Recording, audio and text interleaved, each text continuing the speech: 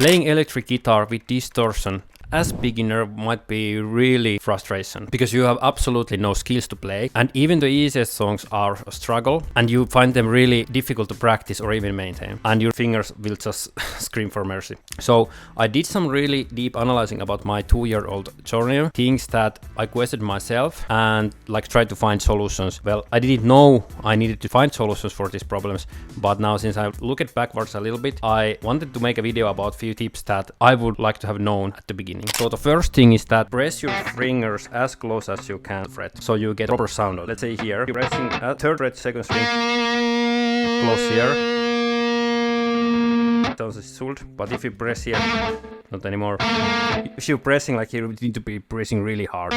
So if you're doing it right, you don't need to press that hard, and it applies everywhere here. Here the frets are much closer to each other, so it's even more important that you're pressing just next to the fret. So pressing your finger as close as you can to the fret, so you get the proper sound and you're not doing like extra job to pushing the string. Plus, it's something you should learn to do right at the beginning when you're playing the guitar, to pressing the fret as close as you can. Second tip is that press your frets with your fingertips.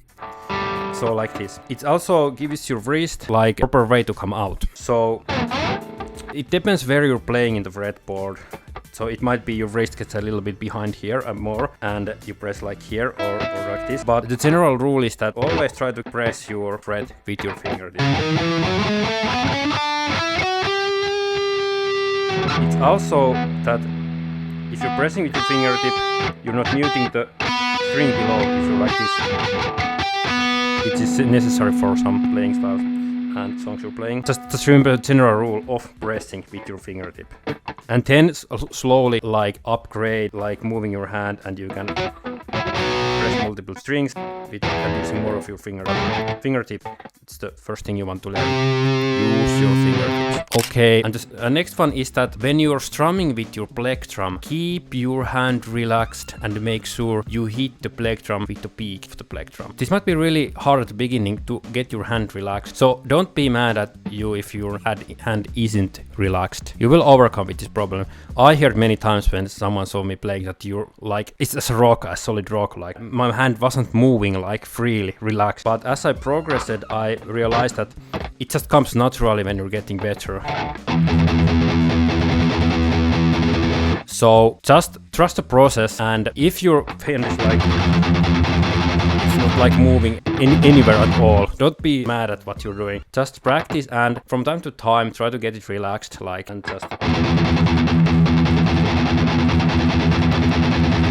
relax at playing, give it time. Palm muting. So palm muting, if you're playing metal with electric guitar, it's like one of the most common things you want to learn, alongside with like alternate picking. So what's happening with the palm muting is that you're like pressing gently like here. So now I'm pressing the open string, open strings, 6th and 5th string. Now they're open.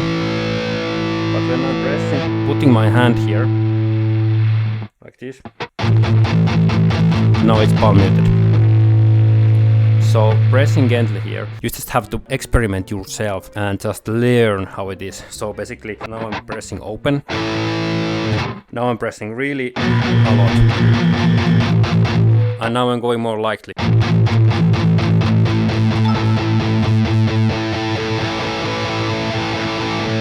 It's like how much or how hard or how likely you're pressing, the sound will change. So just experiment yourself, and you will learn in time that palm muting just become part of your playing, and you don't even think about yourself anymore after like months or a year, 2 years of playing. You just get it right naturally. Just trust the process once again. And this is my last tip, but nonetheless, when you're chasing the string, always keep your hand moving like at the line of the strings. So, because I'm still doing the same mistake that when I'm pressing up here, my hand is like, the plectrum hand is like alongside the strings, but when I'm going lower, like if I'm jumping from like playing some riffs, and then I'm jumping to play solo like here, my hand might be like this, and my plectrum hand still at the same line when I used to play the riffs up here, and then I'm jumping solo, I forget to move my hand down here. because you always should go directly line it to your strings, so your plectrum will go along. This is really good skill to learn at beginning also, because when you're learning to sweep or learning anything, you just have to move your hand along the strings. And I'm still sometimes struggling with that. I'm forgetting to move my hand. Then I just noticed that, okay, I'm not doing something right. Oh yes, I forgot to move my hand along. So yes, it's really, really important you move your plectrum with the height of the strings.